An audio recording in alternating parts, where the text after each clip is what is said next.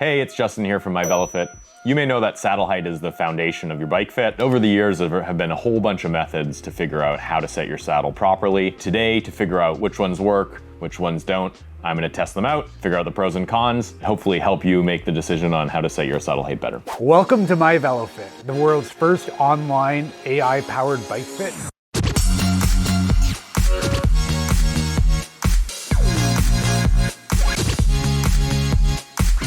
Built by bike fitters for all riders.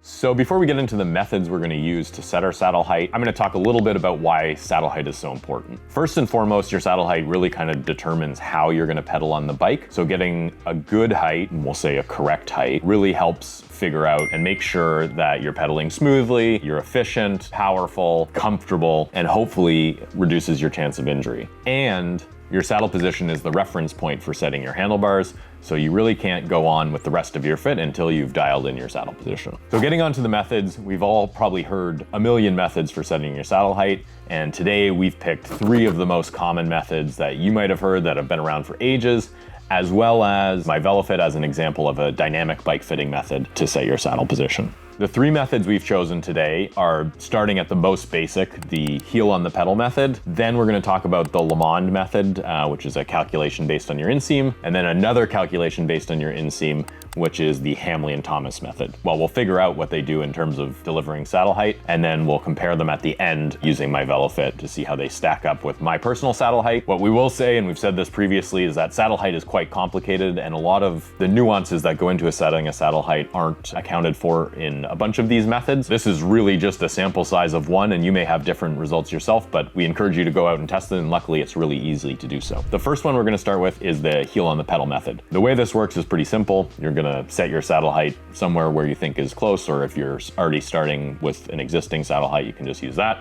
You're gonna get on your bike. Rather than placing your foot on the pedal as you usually would, you're gonna place your heel on the pedal, kind of like right at the back, and then you're gonna pedal backwards. The way the method is supposed to work is as you pedal backwards, when you go to the bottom of the pedal stroke, you should basically just lock out your knee. So your heel needs to maintain contact with the pedal, but your leg should be perfectly straight at the bottom. If you need to just lean your bike up against a wall, you can do it perfectly this way and sit on it and kind of lean with your shoulder, or if you've got a trainer, that's a little bit better. On the bike, and I've got the saddle height set at some kind of random height. What we're gonna do is I'm gonna pop my heel on the pedal here. This is obviously gonna be a little bit slippery as it's not meant to be done. Then I'm just gonna start pedaling backwards. So my knee is straight, and then as we come around, I'm gonna kind of like lose contact. So ideally, what I'm looking for is to be able to keep my heel on that pedal, so saddle height needs to come down. All right, so I moved the saddle down about 10 millimeters or 1 centimeter, and we're gonna try again, see how that is. All right, so that may be a little too much. What we're looking for, according to this method, is a locked out knee. I've still got like a little extra lock I could do, but this is probably in the ballpark. We're not far off for a method that's relatively imperfect. I'm gonna see how this feels. We'll do some measurements and see how that pans out as a saddle height. Here we go. All right, so our next method is the Lamond method, which might be one of the more commonly heard of methods out there. This method, like the next one, are based on your inseam. The basics of the method are you take your inseam measurement and you multiply it by 0.883 or 88.3% of your inseam length, and that is going to be your saddle height from the center of the bottom bracket to the top of the saddle. A little bit of history on the Lamond method. It was obviously popularized by Greg Lamond in his book around 1990. The history is a little bit vague, but it seems like this is a much older method that was kind of popularized across French pro riders kind of for decades, and Greg brought it over and kind of put his name behind it, and that's why we still have it today. Needless to say, it goes back at least 30 to 40 years, if not a lot longer, so this is definitely something that's been floating around. For 2 of these methods, we're gonna need our inseam. To measure that properly, get yourself a hardcover book and some kind of measuring tape. Get yourself up against the wall, bare feet, heels against the wall, push the book against the wall, pull it up as high as you can. You wanna make sure you've got it right up there. This is a little tricky to do on your own, and then try and step off the wall, or if you need to reach behind you and just mark with your finger where the top of the book is, That's what I'm gonna do. Millimeter accuracy probably is not achievable here. And measure down to the floor, 87.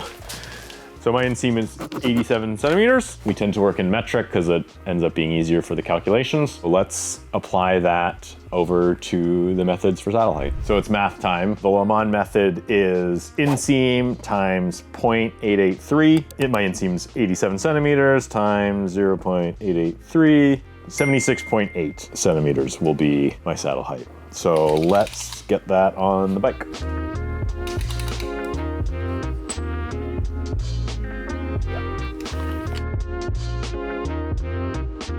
Our final of the traditional methods we're going to check out today is the Hamley-Thomas method. Similar to the Le Mans method, starts with your inseam. Instead of multiplying like the Le Mans method by 0.883, we're actually going to multiply by 1.09. So it's 109% of inseam. And at first it may seem a bit crazy that one saddle height is going to be much longer than your inseam and the other one is shorter. The main difference between these two methods is actually how you measure the saddle height. With the Hamley-Thomas method, we're going to take that 109% of our inseam and we're going to measure from the center of our pedal spindle to the top of the saddle height when your cranks are kind of at the most downward position, the longest distance between your pedal and the saddle height. A little bit of history on the Hamley-Thomas method.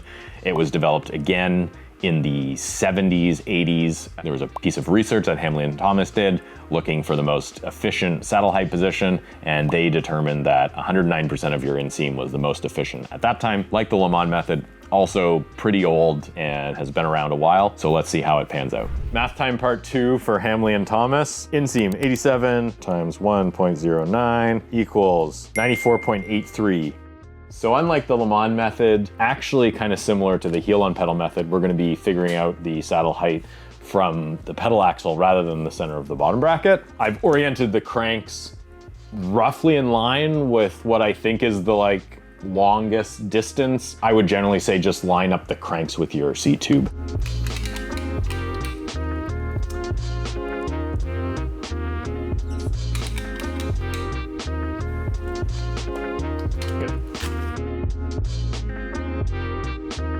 Final method we're going to be testing for today is our own method, the method we use all the time, MyVeloFit, which is a form of dynamic analysis. If you're not familiar, dynamic analysis it's used to capture the way the rider actually moves on the bike and then provide measurements based on that. So you may have noticed with the previous methods that they're quite static. So we take a measurement and we compensate by some factor and apply that to the bike. The reason that a lot of bike fitters have moved away from these methods is that they don't account for things like the rider's flexibility, nuances like crank length. So for example, the Le Mans method doesn't take into account any crank length factor, pedal systems, shoes, different types of saddles, just how every rider moves. So there's a lot of variances there, which is why dynamic fitting has become more popular. And essentially what it is a kinematic analysis. So we measure all the rider's joint angles throughout the pedal stroke, calculate a representative joint angle at the lowest point in the pedal stroke across some period of time, and we use that as our baseline for providing a saddle height. We'll see as we get into the fit process what the outcomes of that look like and how we'll determine a saddle height from there. All right, so now I'm going to set my saddle height to what I normally ride, what I've established using MyVeloFit, and then we'll see how that looks and compares to the other ones.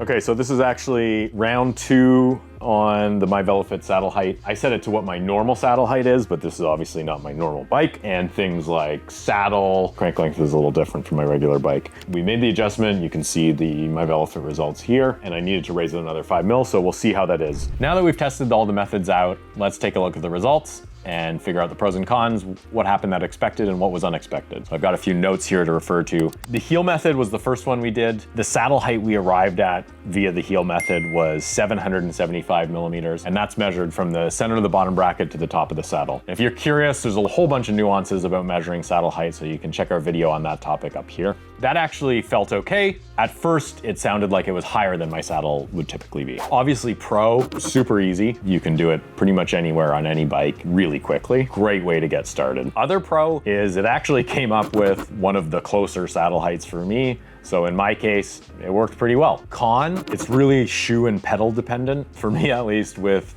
road shoes on a road set of pedals, your heels are really slippery and unstable, so you're unlikely to get a really consistent, reproducible result. Also, it's very dependent on the shoes and pedals in terms of the outcomes you're gonna get, how thick the sole is relative to the forefoot, et cetera, et cetera, et cetera. So a lot of room for variability, not super precise, but really easy to do. The Le Mans method came in with a saddle height calculation of 768 millimeters, so 7 mil lower than the heel method. Sounds like not very much, but is actually quite noticeable. It definitely felt like a lower saddle height. Pro is a little bit more complicated. You have to take an inseam measurement, but still pretty easy. As far as pros goes, I think that's probably where it ends off. In terms of the con category, it leaves a lot of things out, probably actually the most from these three methods. So doesn't take into account crank length, whether you had a 165 or a 175 millimeter crank, which would be a 10 millimeter difference in effective saddle height. It has no concept of that. So that's a big omission. Also omits things like pedal type, shoe type, cleat positioning, saddle type, et cetera, et cetera, et cetera. It just introduces nuances of how to measure saddle effectively. So you're being given a number. So in this case, I think it was 768. How you measure that 768 is going to be really important, but also leave some room in for variability. And then finally, for me, this was actually the calculation that ended up furthest from my saddle height that works best for me. And then finally, the Hamley and Thomas method, which measures confusingly from the pedal axle when it's at the bottom to the top of the saddle. The calculation was 94.83. The common measurement from the center of the bottom bracket was 775. So it actually produced a saddle height identical to the heel method.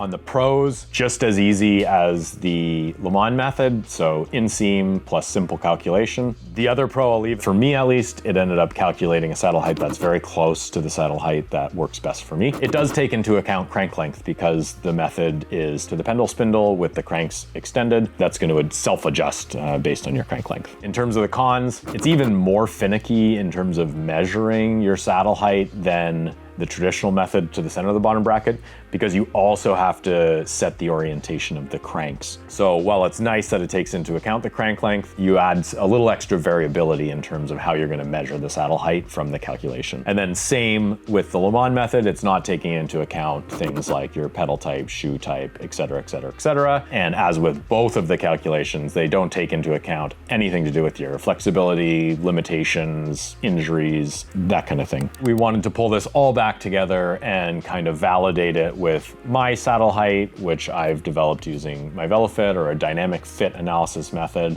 I know for me, my knee angle tends to be around 38 degrees, my knee extension angle. When we got that set up on the Wahoo Kicker bike here, that ended up being a saddle height of 778 millimeters, which was actually the highest of the four methods. This was pretty surprising because traditionally we found that the calculation methods tend to overestimate saddle height. So most riders that we've talked to or seen come through the Fit Studio or through the app that have used any of these methods, whether it's the heel method, Le Mans, or Hamley, they end up with a saddle height that's too high and they end up having to bring it down. And for me, it was the other way around. A couple of them were very close and one of them was quite a bit too low. We're a little bit biased. Pros takes into account things like mobility. It's going to take into account how you're interacting with every part of the bike you're actually on. So that's like saddle shape, saddle thickness. While it doesn't actually know what those are, it's measuring how your body's moving while it's interacting with those things. It's going to give you kind of a range of saddle positions and help you understand where you are in those ranges rather than trying to just get you onto one precise number. That's a benefit because it lets you kind of adapt your position over time as you're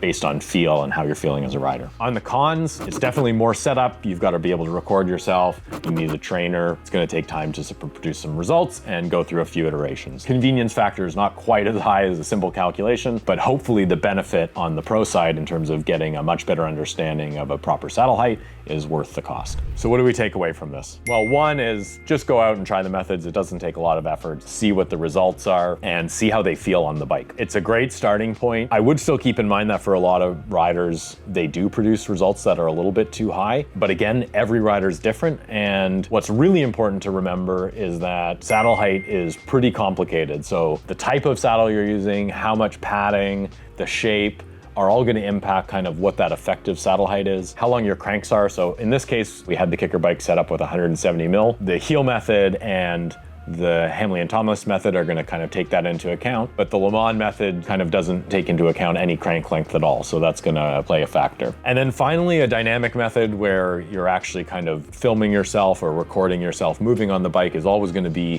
the best option, because it's gonna take all those factors into play, including the shoe type you wear, your cleat positioning, all of these methods, and provide you with relatively real-time feedback as to how you're moving and help you dial in that position based on how you feel, and lots of real-world best practices. Good luck. If you have other methods that you like to use for setting your saddle height, leave them in the comments below. If you enjoyed this content, like and subscribe. You can find us on all social channels at MyVeloFit, and until next time, thanks for watching.